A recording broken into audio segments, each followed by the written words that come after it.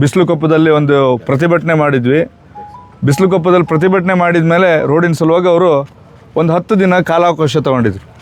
ಈಗ ಚಿಪ್ಪಗಿ ಇರ್ಬೋದು, ಗೌಡಹಳ್ಳಿ ಇರ್ಬೋದು, ಇಸ್ಲೂರು ಇರ್ಬೋದು, ಅಪ್ ಟು ಬಿಸಿಲುಕೊಪ್ಪ ತನಕ ಜನಸಾಮಾನ್ಯರಿಗೆ ಭಾಳ ರೋಡಲ್ಲಿ ಓಡಾಡೋರಿಗೆ ಭಾಳ ಹಲವಾರು ಸಮಸ್ಯೆ ಆಗಿತ್ತು.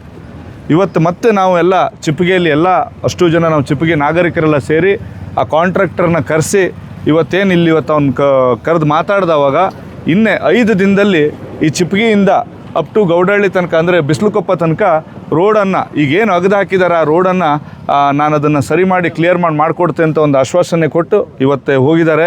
ಈಗ ಇನ್ನು 4 ದಿನ ನಾವೆಲ್ಲ ಊರಿನವ್ರಿಗೆ ನಾವು ಚಿಪ್ಪಗಿ ಇರ್ಬೋದು, ಗೌಡಹಳ್ಳಿ ಇರ್ಬೋದು, ನಾವು ಅಪ್ ಟು ಬಿಸಿಲುಕೊಪ್ಪದವರು 4 ದಿನ ಅವ್ರು ಏನು ಕೆಲಸ ಮಾಡ್ತಾರಂತ ಕಾಯ್ತೇವೆ. 4 ದಿನ ತನಕ ಅವ್ರು ಯಾವುದೇ ಕೆಲಸಗಳನ್ನು ಮಾಡಲಿಲ್ಲ ಅಂತಂದರೆ ನಾವು ಯಾರಿಗೂ ಕಾಯೋದಿಲ್ಲ, ನಾವು ಯಾರಿಗೂ ಕರೆಯನ್ನು ಕೊಡೋದಿಲ್ಲ. ರೋಡನ್ನು ನಾವೇ ಸಾರ್ವಜನಿಕರು ಎಲ್ಲ ಬಂದು ರೋಡಲ್ಲಿ ಬಂದು ರೋಡನ್ನು ನಾವೇ ಬಂದ್ ಮಾಡಿಸ್ತೇವೆ. ಅವ್ರೇನು ಅವತ್ತು ಬಿಸಿಲುಕೊಪ್ಪದಲ್ಲಿ ಎಲ್ಲ ರೈತರು ಸೇರಿ ಬಾರ್ಕೋಲ್ ಚಳವಳಿ ಅಂತೇನು ಹೇಳಿದ್ರಲ್ಲ, ನಾವೆಲ್ಲ ಊರವರೆಲ್ಲ ಸೇರಿ ಪ್ರತಿಯೊಂದು ಮನೆಯಿಂದ ಮಹಿಳೆಯರನ್ನು ಕರೆಸಿ ಹಿಡಿಕಟ್ಟು ಚಳವಳಿ ಅವ್ರಿಗೆ ಮಾಡ್ತೇವೆ. ಹಿಡಿಕಟ್ಟನ್ನು ಮನೆಯಿಂದ ತಂದು ಆ ಕಾಂಟ್ರಾಕ್ಟರ್ ಇರ್ಬೋದು, ಅವ್ರು ಯಾರೇ ಇರ್ಬೋದು, ಎಲ್ಲ ಬರಬೇಕು. ಇಲ್ಲಿ ತನಕ AC ಅವ್ರು ಇರ್ಬೋದು, ತಹಶೀಲ್ದಾರ್ ಇರ್ಬೋದು, ಪೊಲೀಸ್ ಇಲಾಖೆಯವರು ಇರ್ಬೋದು, ಎಲ್ಲರೂ ಬಹಳ ರೀತಿಯಲ್ಲಿ ಸಹಕಾರ ಮಾಡಿದ್ದಾರೆ ಇವತ್ತಿನ ತನಕ ಈ ಕೆಲಸದಲ್ಲಿ.